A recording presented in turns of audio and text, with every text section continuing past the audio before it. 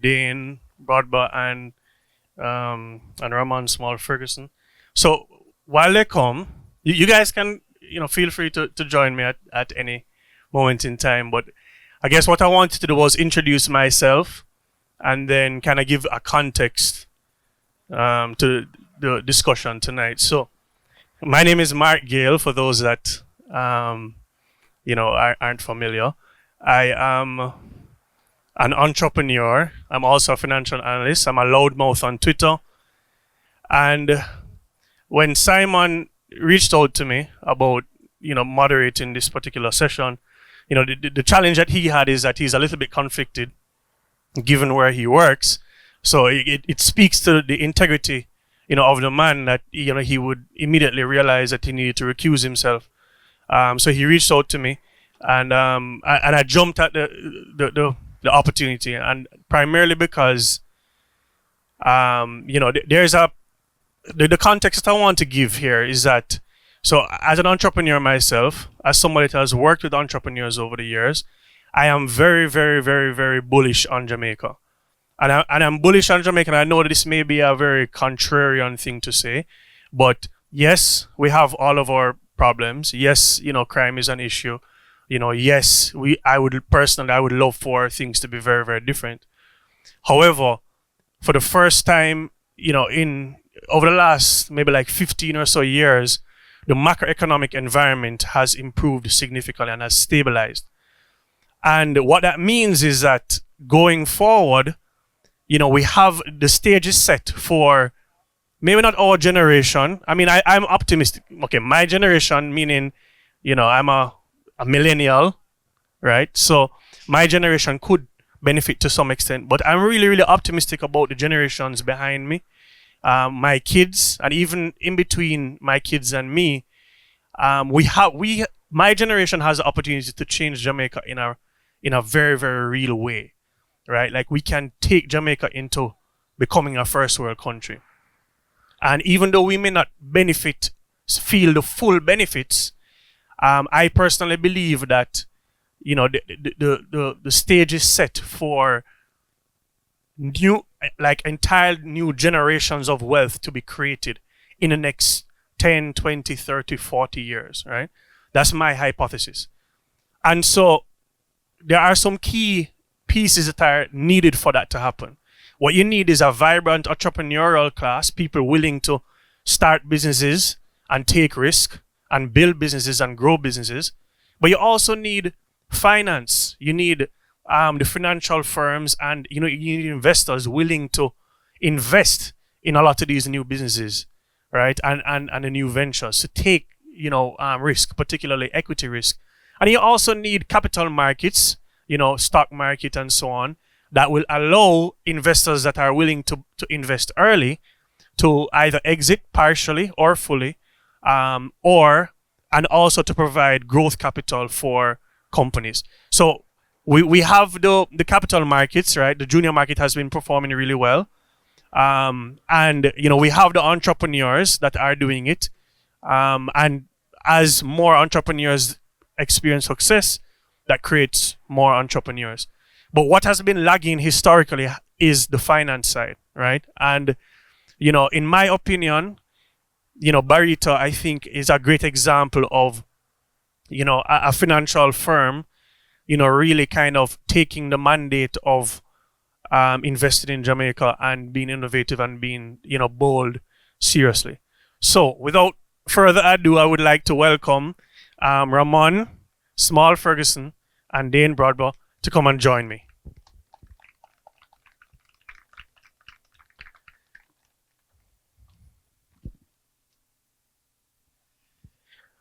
So with that long-winded introduction, the reason I wanted to kind of like give that context is, typically with a lot of these kind of like events, when you're talking to people at a financial firm, you tend to talk about like the financials, and you tend to talk about, financial performance and all that stuff. So I'm going to take a different approach today. Yeah, we'll talk about some finance stuff, but really and truly what I want to talk about is the story behind Barita is one of transformation, right? So I want to take a little different turn. So my first question is, all right, so there are two parts to this, right? One is you have the Cornerstone Group that bought Barita it was 2018? 2018, right? Yeah. And, one of the first things that, they had to do, obviously, is hire, a bunch of people, right? And so these gentlemen, so my first question is, were you guys involved in the Cornerstone decision to buy Barita in the first place? And then, if not, when did you join? So, no, is this on? Can you guys hear me? Okay. No, I wasn't involved in the Cornerstone decision. I think I was standing on the sidelines and watching at the time. I joined the Cornerstone Group actually in 2019. So, things were well along the way by that time. All right. Okay, so I'll soon come back to that. Rahman? Yeah. It was so that way, but it works. Oh, yeah. Yeah, so similar to Dean, I mean, I joined a little earlier than Dean, and I joined the group at the Barita level in April of 2019. I too was watching enviably on the sidelines from another broker dealer when Cornerstone acquired Barita. So I guess it's one of those things where they say if you can't beat them, you join them, right? So I ended up there. All right, great. All right, so that's the context. Now, what I wanted to understand is, so typically, in investments, great returns aren't made, like steadily over time. What tends to happen is that you have paranormal returns or like so it's slowly and then suddenly, generally speaking, right? So when you guys are on the outside looking in, I remember at the time, there was a lot of chatter. People were wondering what's happening. Why is this, first of all, who is this group, Cornerstone, and why are they buying, Barita? At the time, it was a very conservative, financial firm. So I would imagine where you guys were, you probably were on a career path that was promising, and well, from my perspective, it looks like it was a potentially risky move to make, because if everything failed, right, then you guys would have egg on your face, because like John Ostar, you leave, a good career path, steady, bright, and you go join this risky venture. So what I want to get an understanding is, what is it that you guys saw that made you, because this was before we've seen the transformation of the fundamental performance of the company so far, right? So before all that happened, what is it that you saw that made you decide, you know what, okay, I'm going to take this risk, because the truth is it could blow up in my face and I could have egg on my face. So what is it that you saw that made you want to take that risk? So, so I won't say that I went in like totally on the ground floor, right? I mean, a lot of good things started to happen. And both me and my peers would have observed that, Barita is really making some really bold and strong moves, right? But the truth is, even the fullness of Barita, and by extension the Cornerstone Group, and what it was and what it was looking to achieve, wasn't even as clear to me before I made the decision, right? So it was a fairly difficult decision to make. I won't lie. I'd built up a fair bit of reputational capital, where I was. But I think I was at a stage in my career where, I was keen to be somewhere where, the appetite for different exposures was more, and I'd get to see all of that. And it was useful because I was at the point in my career where I was looking for other opportunities outside of the position that I was actually in. So I was looking at a couple of opportunities where I was. And, the prospect of coming in and sort of building a risk framework of my own, was definitely interesting to me. I mean, those type of things excite me. And, it was at a point in time of my life when it was a good time to take that risk. Now, if beforehand... So you were in risk at the time, right? Oh, yes, as in risk at the time. So you were in risk, as in the industry, you were in risk. Mm-hmm. You saw this opportunity, which was risky in and of itself. Mm-hmm. So you're making a decision to, which is some would say is a risky decision to go and build a new risk framework in a new entity that could potentially fail? Well, what I would say is that being a risk practitioner probably best positions you to evaluate that well, right? And what I'd say is that the risk for me was not really understanding the fullness of what the overall Cornerstone Group was about. You had some snippets, but never really understood it fully. Having gotten there, I recognized that if I had known that going in, it would have been a much easier decision for me, because it was really an exciting prospect. So yeah, I mean, I think definitely, I mean, in where I was, I had exposure to building a lot of what that framework was. So the idea of doing that, but doing it on a broader scale, right, and really sort of, in the infancy stage, making it fit for purpose, was really something that excited me. So, I did that, and I have no regrets. Got you. All right. I'm going to come back to that in a second. Rahman, same question for you. Yeah, well, I mean, so I got there maybe 8 months before then. It was very close to the ground floor, right? Very close to the ground floor at that point in time. But I mean, for the same reasons as Dane, in the sense that I was very excited at the prospect of being able to build and shape something from very close to nothing, right? In terms of the mandate that I was being proposed to be given. I was in my mid-20s at the time, so I did. And you were a rising star, if I remember correctly at the time. I'm sorry to put you on the spot, but I remember rumblings of Rahman, this rising star in finance. So that was a big leap. Yeah, well, I mean, I had also built up some capital behind me, albeit with less of a history than Dane. But I was weighing my mind at the time, because I want an opportunity that was a bit more exciting than what I was looking to do. I was pretty happy with what I was doing, but I said to myself, one thing that I didn't want to end up doing in my career was be typecast, right? And that term really comes from show business, where an actor is kind of framed into a particular role, right? So he can only do these type of movies.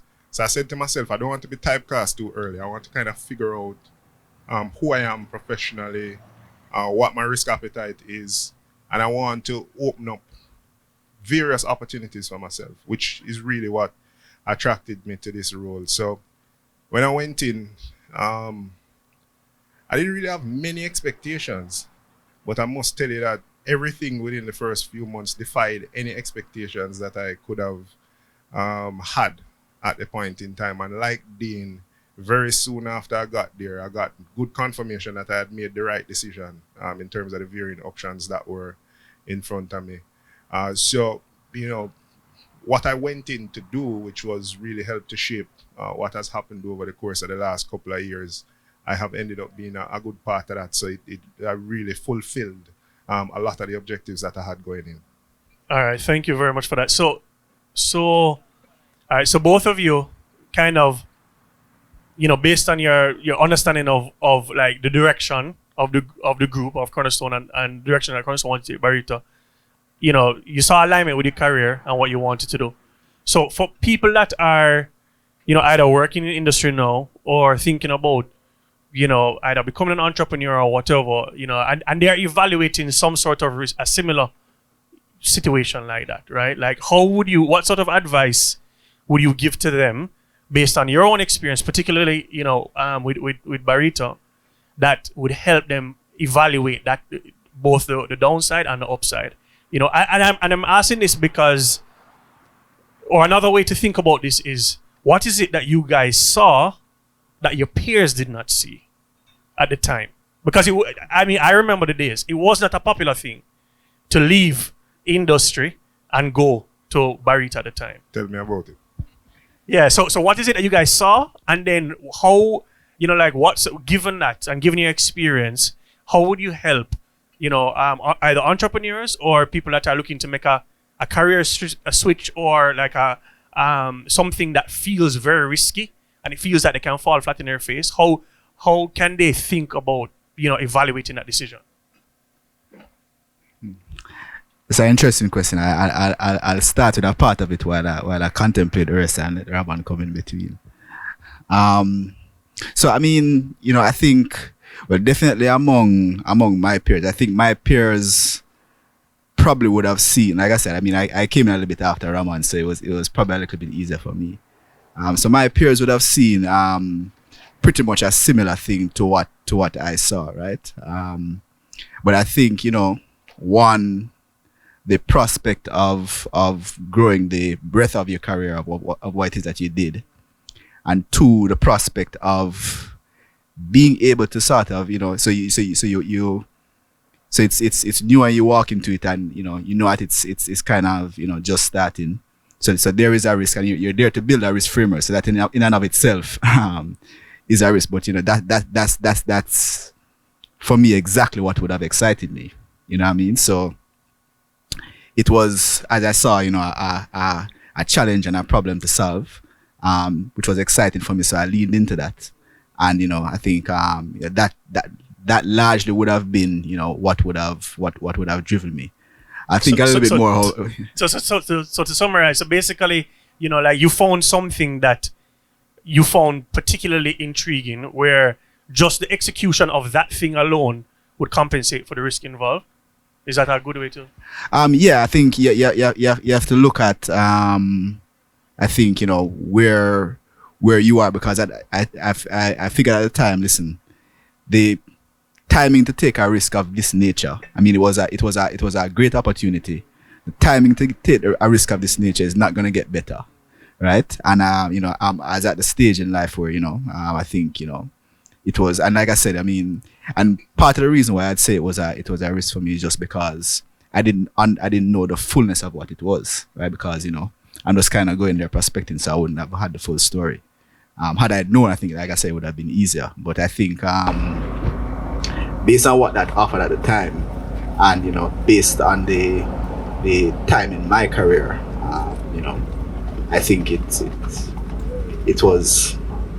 It kind of worked out. Yeah. I'll be honest. It really came at the exact right time. Yeah. All right. Awesome, Raman. Yeah. So I mean, I'll answer you specifically first about my own situation, and then more generally, I mean, you asked about entrepreneurs looking at making a step, or persons looking for the next step in their career. So for me, similar to Dean, it was at the right time. I was actually just in the throes of kind of thinking about something different.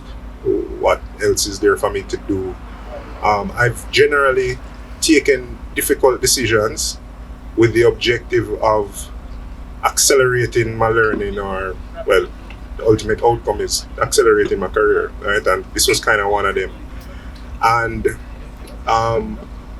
first thing that I thought about was the downside risk, right? I did a thorough evaluation of what's the worst that can really happen, right? I mean, as I said, and when I thought about the worst that could really happen, it could be that I go there and it's not working for one reason or the other, right? They don't like me, I don't like them, or the opportunity that was laid out for me didn't exist, or it just didn't work out how it was expected to, right?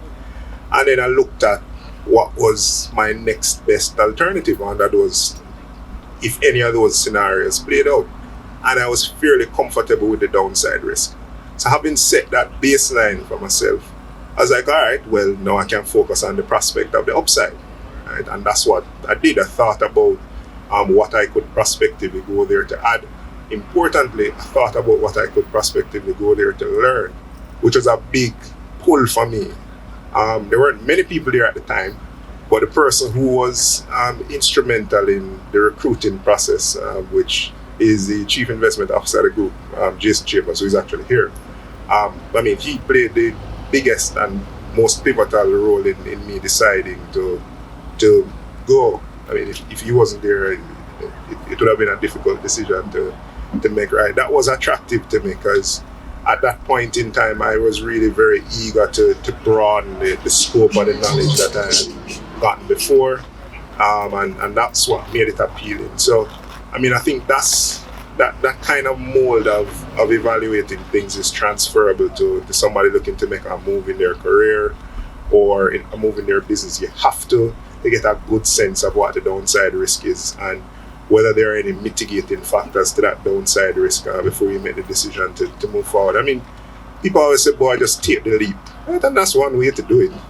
But I've generally taken a risk-based approach to making major decisions like this, right? All right. Well, thank you guys for that response. There were a lot of gems in there. All right. So, my next thing is, all right. So for Dane, I know that you were the chief risk officer of Cornerstone Group, right? Before you became interim CEO of Barita. And then you were also the head of risk at an institution before that's also known to be risk averse. So now Barita is kind of known to be aggressive, right, on the business side. And speaking from first-hand experience, I've been, helping entrepreneurs do different transactions of different sizes, ask around the industry, and there are a handful of names. Barita is always one of those names, right? So, as somebody that is that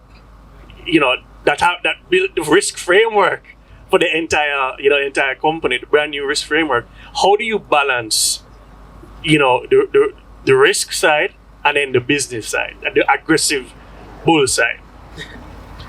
All right, so I guess when you're in risk, you spend a better part of your career dispelling the notion that risk people don't like to take risk, right? So and what I'd say is that, and if you talk to practitioners who particularly start their career in risk with market risk, I'd characterize those people as aspiring strikers who play in defense, right? So most of those guys tend to be really strong quantitative people looking for the best way to express their skill, right, or to express their training, and market risk typically provides a good outlet for that. And to the extent that you have that leaning, much of what you look to do is really an optimization exercise, right? So you're ensuring that you're positioned prudently, but you're still always thinking about, okay, how do we kind of optimize the business? How do we optimize how we're actually positioned? And you end up being largely a business partner, helping the front office to really sort of to improve their profitability, but within the confines of the risk parameters. So in that way, risk becomes a one parameter that you look to kind of optimize the business. And if you have that type of focus, it's not difficult to see how that migrates into looking at business. So when you're looking now at managing a business portfolio and trying to grow that business, you look at risk as one of the parameters that you're working with to really optimize the business, right? And it's not particularly uncommon. I mean, there are a lot of CEOs that I know of in the financial sector who would have had a career in risk as well. Even where I left Scotiabank, the outgoing Scotiabank CEO was once the chief risk officer for Scotiabank, right? So it's a pretty good perspective to sort of view the world from. I mean, usually your training and your focus kind of tends to give you a way to look at the world, and you use that way to look at the world to see how you can tie that with other things and sort of have a broader perspective. And I think that view of the world kind of works for me. And so I'm just pretty much about optimizing the business that I'm running. All right, fair enough. All right, so for Ramon, so basically over the last, I would say maybe like 3 years, as an observer personally, I've seen Barita transform from forgive me for a simple oversimplification, but essentially like a repo house, to a more aggressive, kind of more akin to Goldman Sachs before the Republic. That's how personally how I think. I mean, that could be a wrong characterization, but that's how I think about it, right? So how do you guys? So if so, I guess my first question is: do you think that's a fair characterization, of how Barita is now? Is it kind of like the olden time days of Goldman Sachs, one, and then two, if that is a goal of what you're trying to do, and particularly, to look at a whole bunch of different types of deals or whatever, what sorts of deals do you look at, or more specifically, what type of deals will you not look at? Okay, I know you can say, okay, we'll look at everything. I get it, but everything isn't everything, right? A good question. So let me comment on the comparison that you made first. So I mean, what we've set about doing over the course of the last 3, now going 4 years, is to really add pieces to what was a pretty good business when it was acquired, right? We set out to add additional capacity and really build out a full service investment bank. You're right to some extent in that we see the investment banking business as being an enabler, a true intermediary. Right? And what I mean by that is it's kind of twofold. One is on the deal side of the fence, we're really looking for solutions for entrepreneurs. We're looking to make the kind of impossible possible.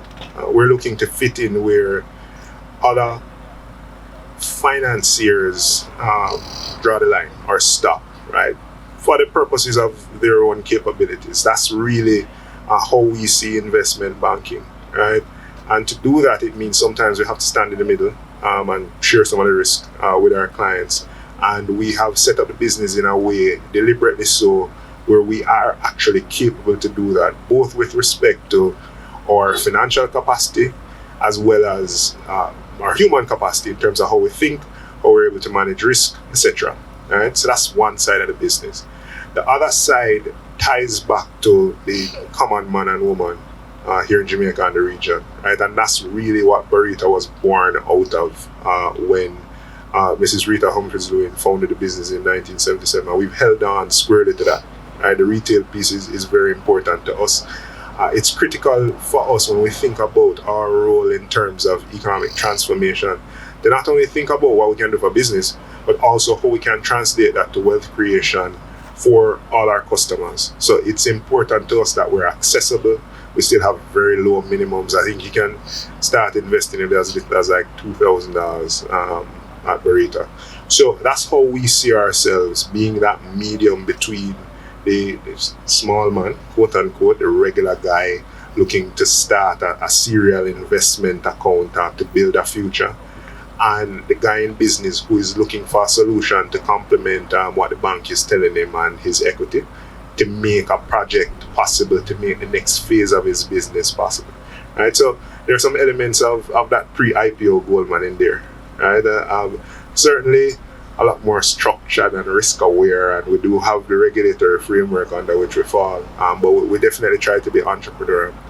That being said, in terms of how we evaluate transactions, right? So, I mean, Dean spoke a bit about the risk culture, and yes, it may appear from the outside looking in that we're aggressive, but the truth is we're very risk aware, and we take a risk-based approach to looking at the transactions that we do. Right? So what that means is we may look at something that may seem a little bit out of the box, but what you don't see in the background are the belts and braces that we attach to ensure that the foundation on which the transaction is built is very solid. Right? So we, from time to time, don't end up at all giving the client the solution that they came in the door thinking that they needed. Right? We work very hard with them to ensure that we meet in the middle between what they want to accomplish and what our risk parameters dictate that we need to ensure that we're managing in a prudent way. Right? So to think about the types of transactions that we will do and what we're focused on doing, we are very clear internally that we're not a bank. What that means is that we're not your first port of call if you necessarily wanted a fairly simple germane type transactions. We can do those all day. We have capabilities there, right? But suffice it to say, if you need a banking solution, we're probably going to direct you to our sister company, Cornerstone Trust and Merchant Bank, for that solution. And we're not trying to be a bank. That means that we tend to seek out transactions that allow us to use our minds to form bespoke solutions, right? They have custom solutions that really complement what the banks do, right? So that's the transaction frame, which is why we have kind of focused over the course of the last couple of years on private credit type transactions, which allow for that customization. We have looked at private equity as well, because we've found that there is a void in terms of capital that's committed to those types of transactions, and there's therefore opportunity to make things happen. In terms of what we won't look at, it's hard to say, because I can't sit here and write industries off. So let me ask you something. So let us say there's an aspiring entrepreneur out there that is building a new crypto project. Well, I'm going to get there. But where we won't go is we can't go too early up the spectrum. Right? We aren't the entrepreneur. So we won't be putting in what feels like first round equity typically into a project. It does have to be de-risked. We do have to see either cash flows or a very clear path to cash flows, which usually means like a committed contract from a very good off-taker, right? Before we get involved. So you need to do some groundwork, or you and a partner need to do some groundwork to get this business off the ground before you come to us, right? Additionally, there are some areas that we will admit that we don't have a sufficient understanding of to commit capital to. Crypto is one, right? It certainly is a developing area. The technology is very interesting, and there are a lot of applications there. But suffice it to say, we play where our competencies are, and I can tell you that I don't feel sufficiently competent to commit to that crypto project that you described. And there are other industries that are quite complex, right? That cannabis. Well, I don't know whether that's so much complex as it is controversial. But there are other areas where we may not be able to bridge the gap between the understanding of the entrepreneur and our own understanding fast enough to make a move, right? We are very conscious about what we know and where our comfort zone is. And if we start to venture too far out of that comfort zone and we don't have a partner who can help us along the way, we're not going out there. Right? So that's how we tend to approach the business that we do in general. Outside of those industries that have the warning signs around them, we'll pretty much look at transactions across the spectrum. So just two things I want to double click on, and I know you can jump back in then. But one is that you mentioned you share the risk, right? So I just want to kind of get an idea of, okay, what does that really look like in practice? And then two, let us say that there's a small company that has been around for 4 or 5 years, have sales, whatever, but they're small. They're, let's say, I don't know, 10 million, 15 million Jamaican a year, right? So nowhere near the size of a junior market listing. Is that size kind of like too small for you guys to like, in other words, you need to grow a little bit more before they can, you get one of your bespoke solutions can work for them, or what do you think about it? So I'll answer the last question first. So the truth is, there's a scale below which we won't operate reasonably, right? At the end of the day, we only have a certain number of hours in the day, although we've been trying to extend it. Right, so it means that we have to, as Dean said, optimize, and therefore there is a scale above which we have to operate as it relates to transaction size and also expected returns. Right, so reasonably, while we might be able to design a solution for a 10 million Jamaican transaction, it just wouldn't make sense for us. Right? To answer your other question, sharing risk, we are a firm believer in not bringing transactions to the market that we don't believe in, right? Now, what that means is that our internal process, just to give you a little bit of insight into the business, doesn't only involve looking at a transaction and figuring out whether it can sell. it involves looking at the transaction and figuring out whether we should sell it. Right? So we do the deep dive, the deep fundamental analysis. It is sometimes frustrating for some of the internal guys. They're like, boy, the due diligence process is heavy, right? And I'm not looking at Dane when I say this. But it has served us, in all seriousness, it has served us and it has served our clients well. Right? Because at the end of the day, in the business of selling confidence, sometimes frustrated doesn't mean that you have a rigorous process, you won't put your foot wrong. But it does mean that potentially if you put your foot wrong, it's like a sprain as opposed to a broken bone, right?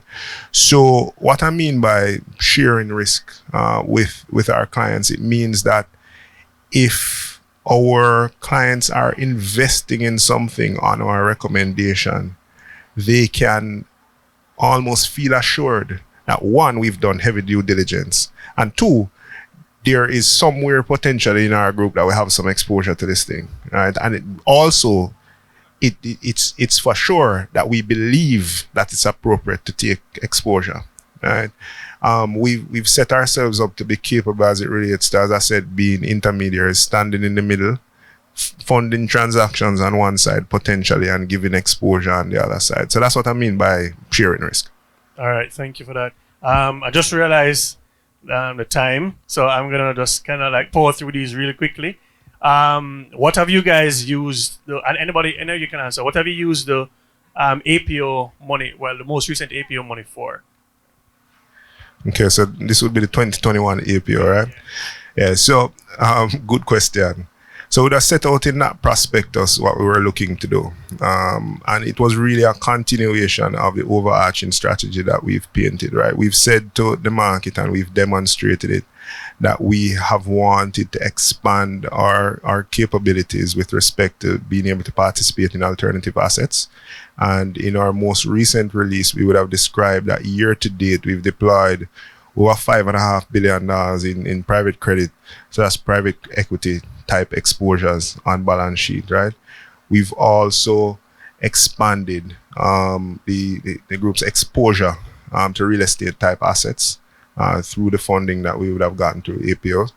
Additionally, we really... That's setting up MJR. That's correct. So we would have seeded that vehicle. Additionally and incrementally to what I just mentioned, we've expanded our capabilities on the investment banking front. So what additional capital has allowed us to do is to do larger transactions to backstop them. We've been able to underwrite larger transactions than before, which has created value for our clients because, I mean, they get funded sooner, and for ourselves because we're able to earn additional fees and also earn on the side of distributing that risk once we onboard it, right? So it has really been more of building out one, a capable investment banking / funding front, and two, building out our proprietary capabilities and further our capabilities to bring these non-traditional exposures down to the market, having seeded them. It's really been used to build that out for sure. All right, so kind of building on that, Dane, can you explain the relationship between the original real estate unit trust product and MJR real estate, and I guess kind of your plans where MJR is concerned, any listing announcements that you want to make here and now? Well, for sure, we would make public announcements in this forum. But a public forum. But yeah, I mean, MJR, through MJR, we'd have curated or cultivated a portfolio of, really prized real estate holdings, which were, pretty deliberately and capably selected. And it would have always been our intention, as we look to democratize wealth, to eventually make that available to our investors. So, through the real estate fund would have effectively acquired the interest in MJR, and pretty much as a result of that, investors in the real estate fund now have the opportunity to have exposure to that portfolio of properties that that we've so carefully curated. So over time, of course, we've sort of been in the acquisition phase, and over time, you'll see, as time progresses and as plans get concretized, more plans in terms of how we look to use those properties, and to the extent that there's any other acquisitions, then we'll sort of look at that. But I think what's useful with this is with this type of fund is that it's a different type of exposure from your typical real estate fund. This looks at real estate across the various spectrums. I mean, typically with real estate type investments that are available to investors, it's largely focused on your stable kind of income generating properties. We've gone down the risk spectrum and consequently down the opportunity spectrum to really look at greenfield in terms of raw land with opportunities for development, mixed use type developments, things that are sort of half somewhat competed but have the opportunity for more upside. So you really get a fair the type of exposure that you wouldn't typically get from your typical real estate type investment. So definitely as we build on the future of that, I mean we see pretty interesting things for our clients. And I mean generally speaking, across the alternative investment spectrum, I mean we are looking to democratize well. So while of course that's a key part of our investment strategy, we always look from the perspective of eventually making that available to our investors, making it available to our retail investors to the extent that is suitable for them, through the type of funds and through the type of structures that we develop. So okay, so just to kind of piggyback on that a little bit. So basically, you raised the equity capital in 2021 APO. Part of that was used for private alternative asset transactions. One asset class is real estate. Took either the entire real estate portfolio or a chunk of it and merged it with your unit trust funds to give retail investors exposure to what's an asset class that's typically reserved for high net worth and institutional investors. So that only begs the question. Alternative assets is a huge asset class. Real estate is just one portion of the entire asset class. You guys have a bunch of money. You're doing alternatives. So, Ramon spoke about private equity and all those different things. Is it safe to assume that you're going to apply the same kind of like framework to other asset classes within alternative assets? All right. So and Ramon knows of this pet peeve, right? I mean, so within the alternative investment space, I mean, it's been something that's talked about all around, right? And so much so to the point that when we talk about alternative investments, we like to be very specific about exactly what we're talking about. So real estate, obviously is the most developed among them. So that's one area of focus.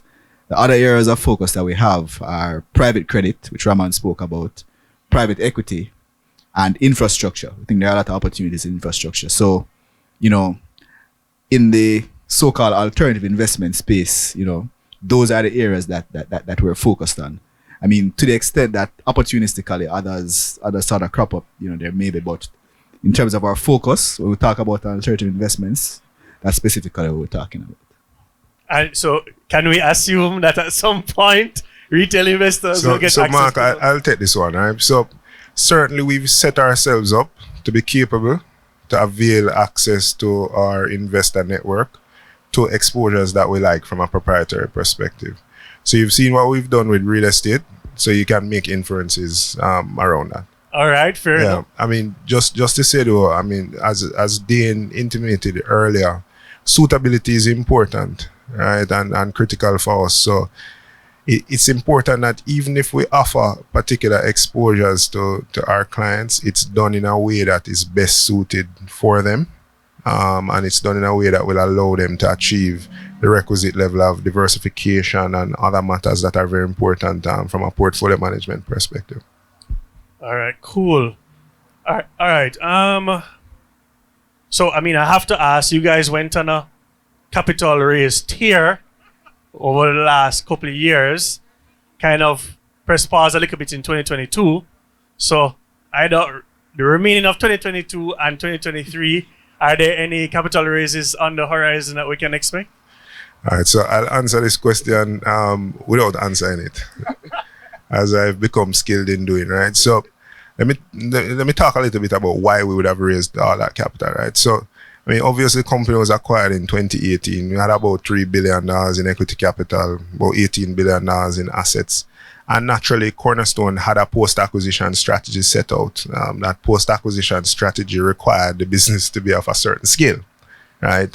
And the strategy from an investment perspective, we've been very public about the areas of the investment landscape that we favor. Therefore, was going to be very equity capital intensive. We needed patient capital. We needed to be in a position where we had a very deliberate level of leverage below industry standard. We needed to be in a position where we had very high capital adequacy, right? We needed to be in a position where we had very good liquidity. And that really informed, one, the type of capital that we raised, and two, the level in terms of capital raises, right? So we're very deliberate about how we structured our capital stack between debt and equity. So it wasn't a situation where we were just kind of going out there trying to raise as much equity as we could. It was very deliberate. We saw what was happening in the market at the time. While it wasn't easy, I mean, we did our largest fundraise in the middle of the pandemic. There wasn't even a vaccine at the time. The capital markets were, for all intensive purposes, closed, right? But it was core to our strategy to ensure that we got up to a particular level. So I say that to say we have very deliberately raised capital to date, and anything that you see from here on out will be in the same deliberate frame. All right, so let me ask it another way. Given the current levels of capitalization of the company, and, well, from the outside perspectives, the level of ambition that we see coming from Barita, are both levels equally matched? Is the capitalization level and your level of ambition equally matched?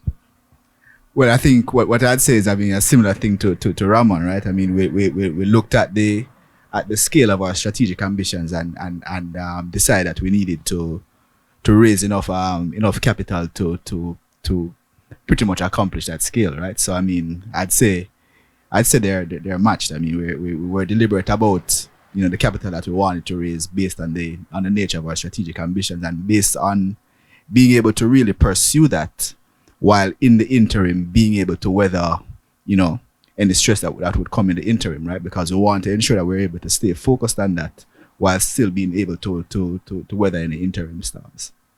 All right, fair enough. All right, let's switch gears a little bit to some personal questions so we can get to know you as people, not as, bold Barita execs. All right, so tell us two things that you do outside of working and studying. And we know you have one bag of credentials behind your name, the two.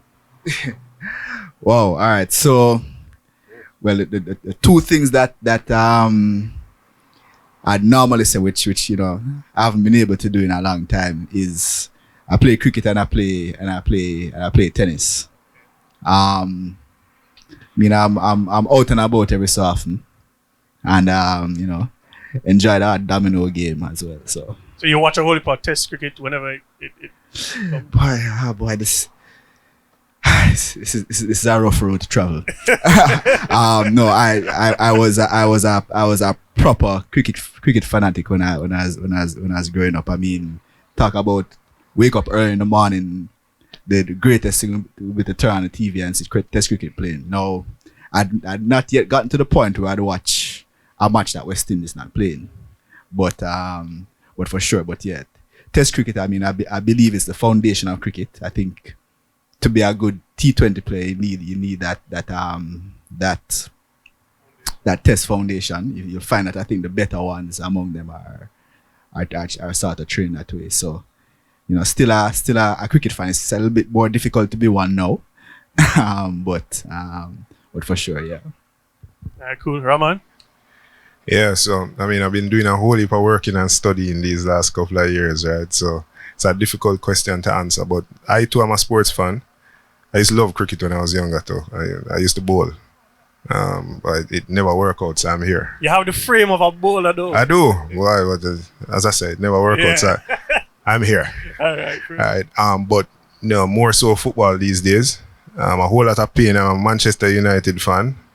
I didn't expect to be a die-hard Manchester United fan, right? You know, when things are good, you expect them to be good forever. But I am now, and of course, I'm bringing Brazil for the World Cup. I was about to ask. Yeah. I don't know if I've made any enemies in the audience. I was gonna ask, who are you bringing for World Cup and why is it Argentina? But you're kind of first. Oh boy. No, well, like Roman, it's Brazil for me. I mean, the team I've supported has evolved over time and rightly settled, on Brazil. Yeah. So yeah, I mean, I'm not I'd be the first to say I'm not a club football. I don't follow club football as much, but I'd say I'm a World Cup scholar. So, anything to do with World Cup, from the smallest to the match to the final, I'm there. All right, fair enough. What was the first stock that you guys bought? That's interesting. Well, As in for your personal portfolio. I've been trying to remember that, and for some reason, the only stock I can remember that might have been the first one, which of course would have been close when my career started, would have been Panjam. I mean, at that time I was all out risk taker. I mean, every stock I bought on margin. Oh, okay. That's surprising to hear. Right? I know it is. Yeah, I think for me, I think it was NCB, and similarly, it was very close to when my career started. It was like after JDX, and financial stocks were trading at some ridiculously low PEs, and I had just learned all about PEs and securities analysis, and I'm like, this makes no sense, and I bought it, and it went down, and it continued to go down for a while. You remember what price you bought it at? Boy, I think it was in the teens, actually. And it continued to go down from there, right? Or maybe it was in the 20s and it went down to the teens. And I couldn't afford to sell it, right? Because I just started working. Good thing I held it out. I was going to say, you're ball about 20s. Yeah, but trust me. I think I ended up selling it at like 70. So wow. It's almost back there again. So let's see. Interesting. Very interesting. All right. All right, so here's another question that I like to think about for me personally is, all right, so if The Economist, I know this may be a little bit morbid, but if The Economist was writing your obituary in 60 or 70 years, right, what would you want them to write? So what I like about this question is it kind of forces you to think through, like what is it that you want to be notable about your life? And then kind of, design your life like that way. Wow, yeah. I have to give some thought to this question, and I can't, to be honest, Mark, I can't say I came up with a conclusion, to be honest with you. I mean, so another way to think about it is that if when you're on your deathbed looking back, for example, like what are like some key accomplishments or things that you want to be proud of, that you have accomplished during your life. I don't know if that helps.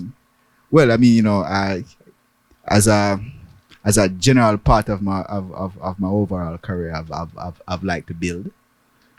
So looking back and looking at the various things that I've been able to sort of either build from the ground floor up or take from a particular point and really optimize is that. And also a big part of me of that is the extent to which my influence would have helped others to become successful, right? I mean, I think the mark of any good leader is the success of those persons that they lead. So I think those are the things I'd want to look back at. All right, Roman. Yeah, for me it's similar, except in that by 60 years time, I hope I would have established an alternative career in music. Okay. As an artist or as a producer or a record label exec? But one or the other, right? It was, I was going to be a cricketer, and then I was going to be a DJ, And then Interested. and then, You want to give us a bar? No. You want some bars? not during this career. The next crowd one. asking for some bars. I joke. But in all seriousness, I think so. For me, my career is means to an end, right? In that, I've always been very passionate about affecting positive change in the life of people. Like, no joke, that's what gives me the greatest fulfillment. So whether it's through mentorship, I mean, as Dean said, my greatest accomplishments to date really center around being able to help other people to succeed. That's what I'm honestly most proud of. Because if you do your job well, it's going to work out. You're going to get successful and you're going to move from place to place and it's going to work. But really, as Dean said, the hallmark is really the impact that you have on people. So very big on mentorship. I'm very big on very targeted philanthropy, right? Oh, sorry, I never turn off this phone. In that, it's not just giving of your time or giving of your resources. It's about the ultimate objective of affecting change, of moving the needle in the lives of the people who you are touching. So that's very important to me, and I would hope that would feature centrally right after the talk about the music career. All right, cool. All right, so we'll look out for the singles from Rahman in 20 or 30 years' time. All right, so kind of bringing it back to the audience here, what is your personal investment thesis, and how do you go about choosing what to invest in for yourself, for like your own portfolio? Well, I'd say, I think my personal situation is probably the best example of why I'm passionate about pushing people to invest, or passionate about the idea of persons investing in unit trust and professionally managed type portfolios. I mean, as much as I understand and know what I'm doing, to really manage my own portfolio in the way that I'd really want to manage it requires more time than I have, right? So, while I'm doing what I need to do with my time, I'm comfortable relying on the professional management of those that I select to do it. But I mean, basic philosophy in terms of what I invest in. I mean, a solid, resilient company with strong growth prospects. And I'm particularly interested in seeing sort of the latent value that may be in a lot of companies. Sort of really looking behind the numbers and looking at the numbers through the lens of possibility. So if somebody sort of looking at this, while the numbers themselves may not show obvious value, if someone were to sort of look at this and do certain things with it, what could it unlock? So that in terms of what I would look to sort of personally invest in myself is kind of what I pay attention to. So I guess so my question there is just actually, okay, Rahman, you can answer that question and I'll come back. Have a follow-up. Yeah, sure. So I mean, like the big proponent of really leaving the professionals to do what they do. At the end of the day, there is value in getting to understand the market and having your own personal investment strategy and committing the time. But there are others who don't have the time, and they use that as an excuse. Right? They're like, boy, I can't stay and follow these companies on the market, so I'm just going to sit back and do nothing. There is an alternative, right? That's why we're here. So for all the professionals who are not investment professionals, we can help you out, right? But in terms of my own investing style, in the same way as I do in evaluating personal decisions, I always look at downside risk, ensure that I can tolerate it. I'm not a bet the house kind of guy, even though I'm probably at the age for it. So I do take measured risks. And I mean, maybe I'm worse off for it, but it is what it is. It's my personality. I can't help it.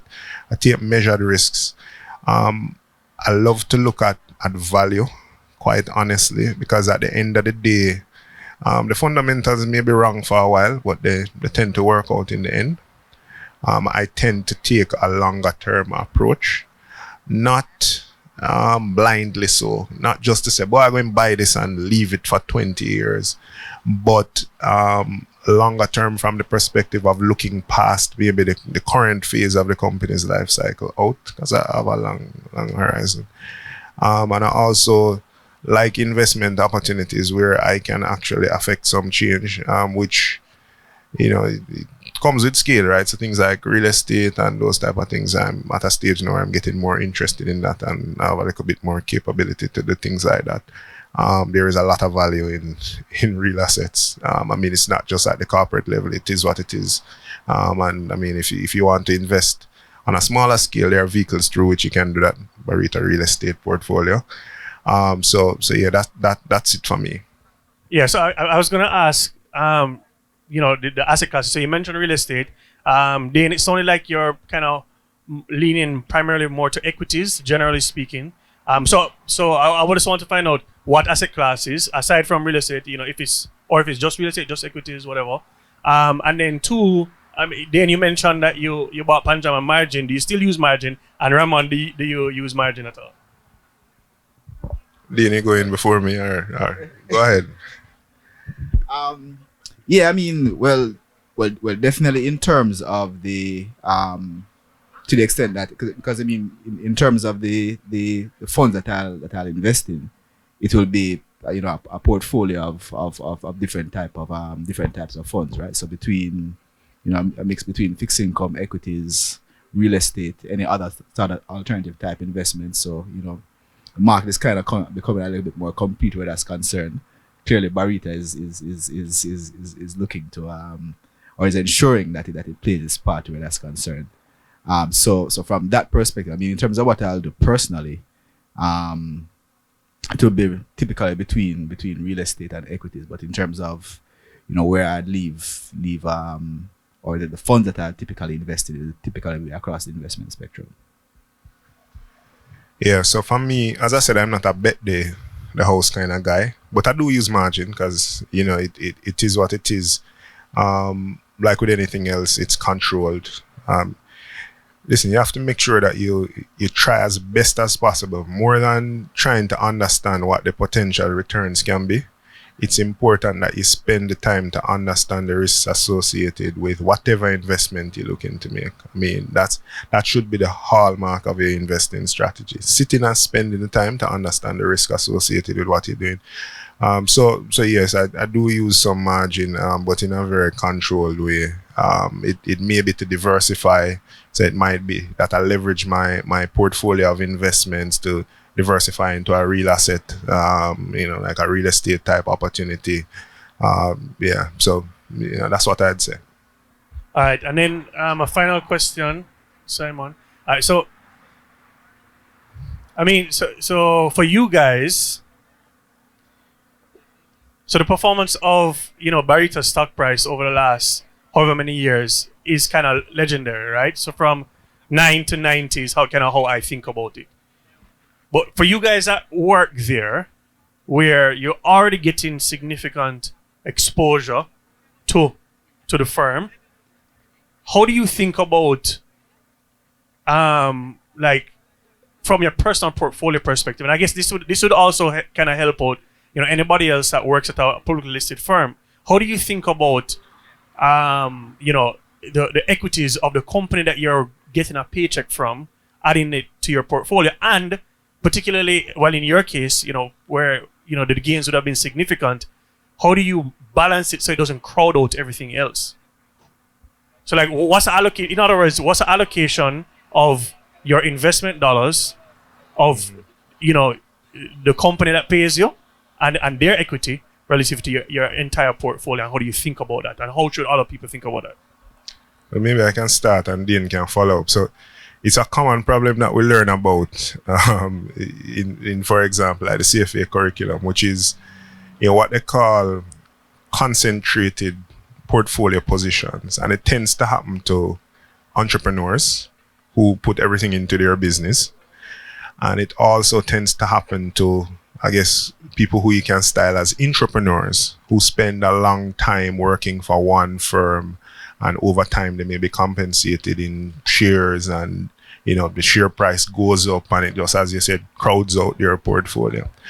Right? I mean, certainly for me, given my position in the company, skin in the game doesn't make me uncomfortable. I do have an opportunity to affect change in the organization, and at the end of the day, I am invested in more ways than one in the success of the company. But suffice to say, you do have to sometimes make a deliberate effort to diversify. So, of course, you believe in the firm, but as I said, I'm not a bet the house or bet the firm kind of guy. Diversification is still very important. It's critical for you to ensure that you're still maintaining and sticking to your guns around trying to have as much balance as possible. It's a common problem. There are ways to work around it. And I'm sure if you're having that problem with a public listed firm, you can come to Barita. We can figure out a solution for you, for sure. Well, difficult to figure out how to add to that. But yeah, I mean, similarly to what Raman said, having an interest in the firm that you work for, particularly if you're about making an impact there, allows you to sort of benefit in multiple ways from that impact, right? And of course, it's good from both years and a company perspective to align objectives. Now, having said that, I mean the typical and the prudential sort of rules around how you construct your own portfolio still hold, right? So, I mean, diversification is important. So it's important that you sort of build around that portfolio as well, right? So notwithstanding the fact that you'll have that interest, of course, you look to build other both equities and other asset classes as well around that to ensure that even though there may be the tendency to kind of be a little bit more overweight, just based on the nature of the interest that you'd have acquired, to really still ensure that you're adequately diversified. And as as Raman said, to the extent that there are others that have that issue, then for sure we're here to help. Yeah.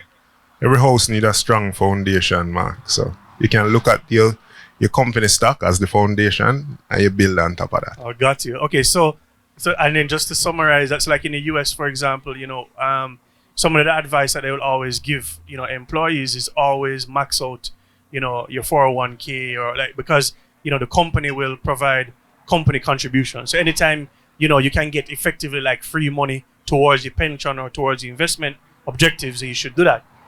So I guess, one way to kind of like think about it is, if your company has like an, employee stock options purchase plan or something, or they have some facility to allow you to get exposure, perhaps even at a discounted price to market price, then it may serve you to maximize it as much as possible.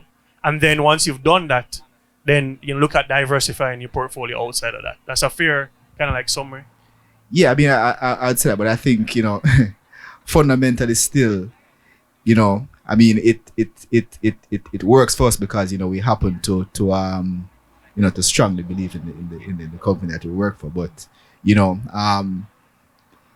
notwithstanding all of that, it's still useful to actually ensure that you're comfortable with the prospects and the associated risks of that company relative to your own circumstances, right? Yeah. So, I mean, it may or may not work for you depending on where it is that you are. Yeah, that's correct. I mean, you still have to look at the downside risk, Mark. At the end of the day, I think I said it before when I was talking about Manchester United, right? Fantastic team, but when things are going well, you feel like they're going to go well forever. But as Dane said, you still have to apply that level of analysis. You still have to look at how concentrated you are. And you still have to balance the risk. No matter how much you're passionate about the company, no matter how much you work there, it's important for you to still try to manage risk in that context. Right? All right, I appreciate that feedback. So Do you have any questions? Where's Simon? I can't. These lights are. Yeah, man. All right, Yeah. you have questions? Yeah, man. So the first question, and we got actually, got a few via DM, actually relates to your careers. So Ramon, both you and Dean would have done the CFA, the FRM, and the CAIA. Now, the those that are in the industry, that have just started in the industry, not as they don't have the history that you have there. They want to understand, how do you balance, having a demanding job within the investment space and studying for these exams for so many years and passing them. Well, I think for me, it's a very good thing that I did that early in my career. I think I'd find a lot more difficulty doing that now with the nature of my job and a family as well. But I think, a key thing that's important, I think, is just deciding that you're gonna do it.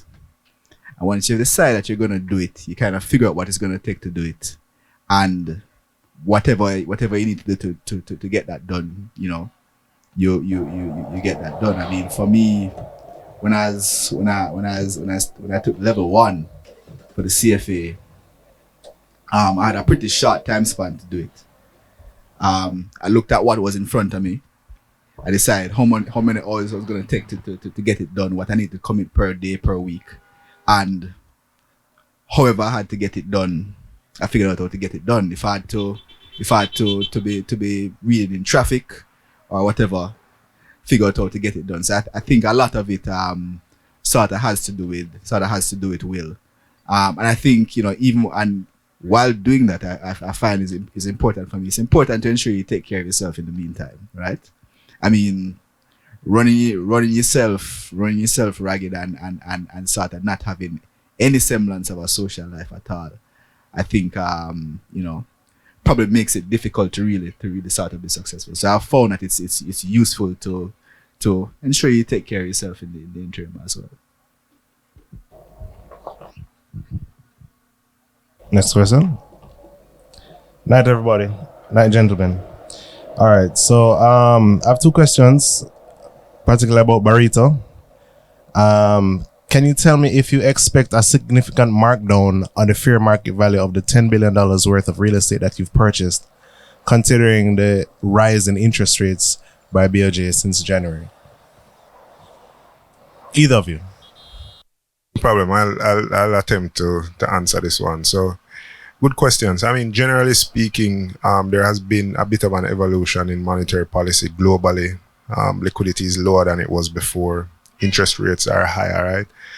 Inflation is also high.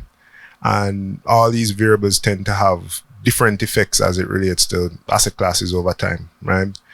Real estate, generally speaking, has tended to show a positive correlation with inflation.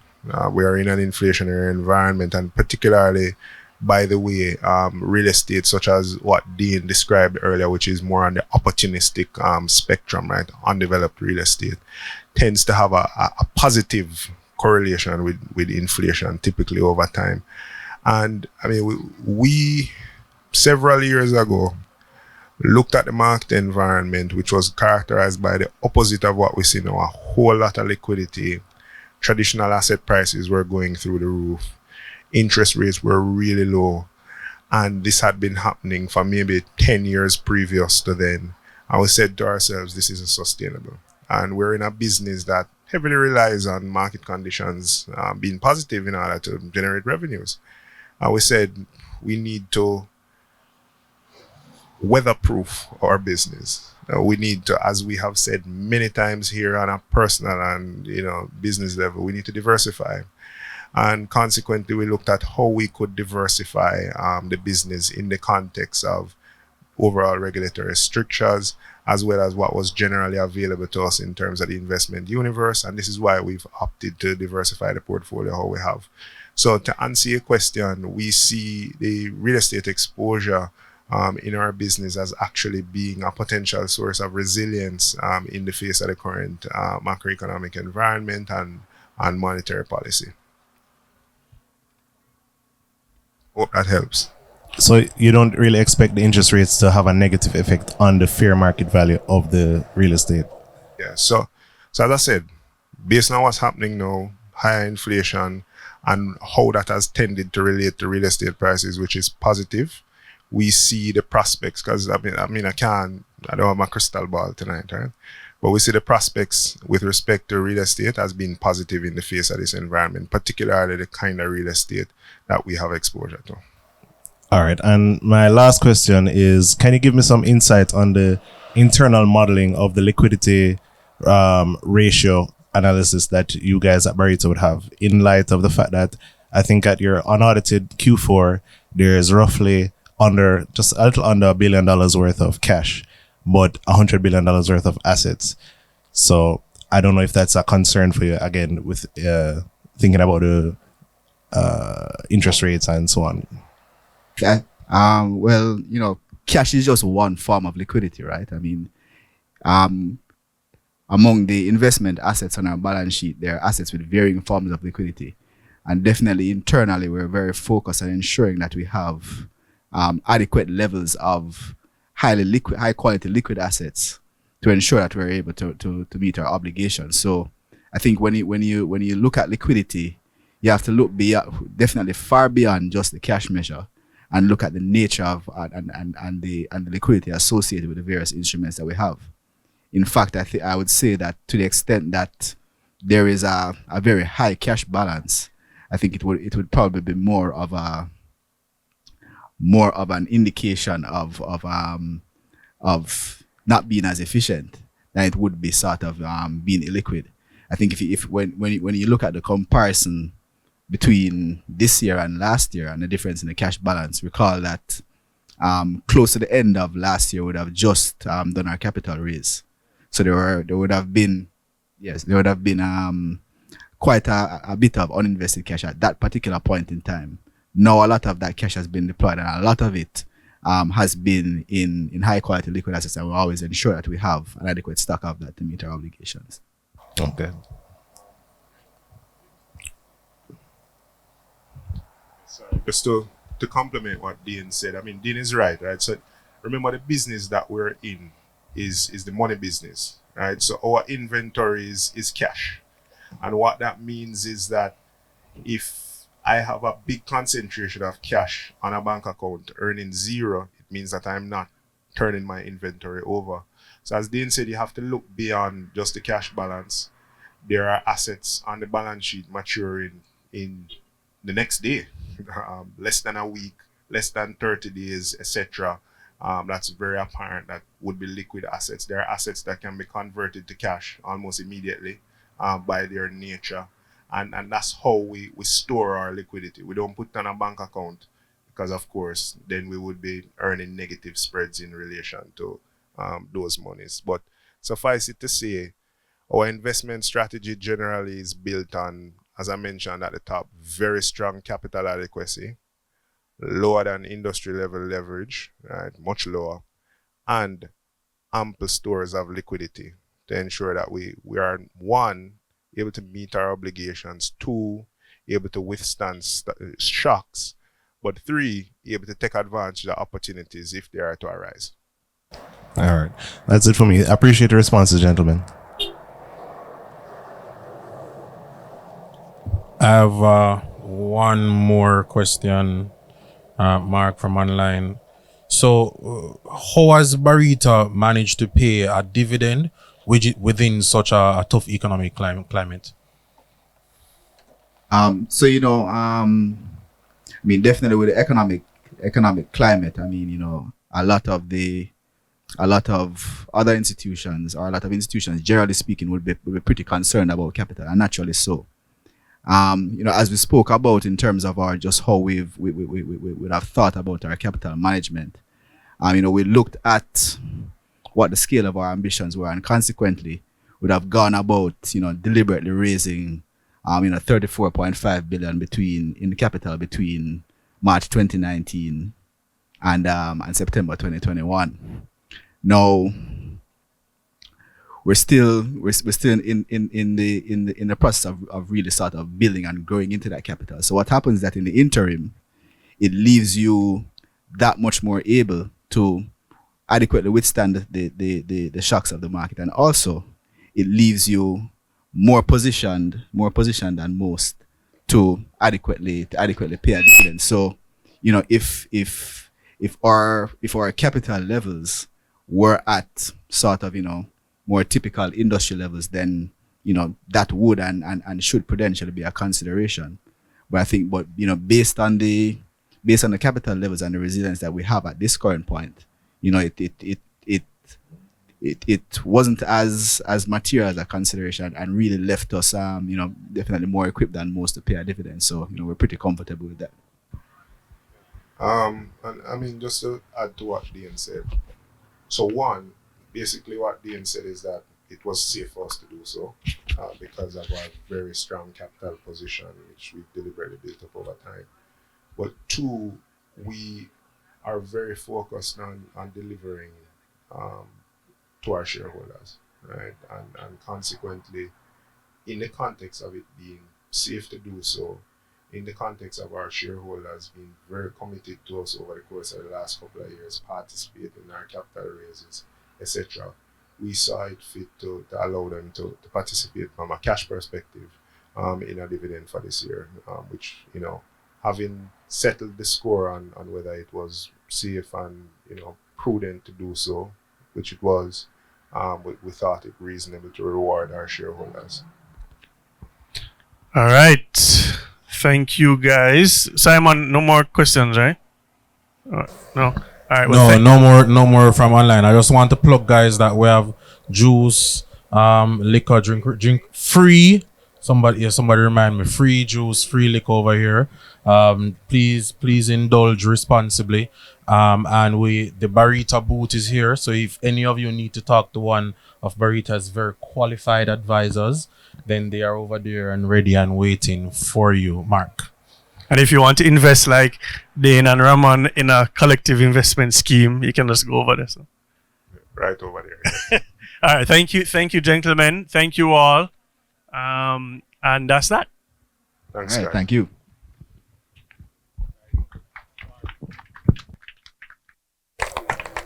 Yeah, thanks again, guys. Remember, we have Andrew Williams coming from Regency. So Andrew will be up next.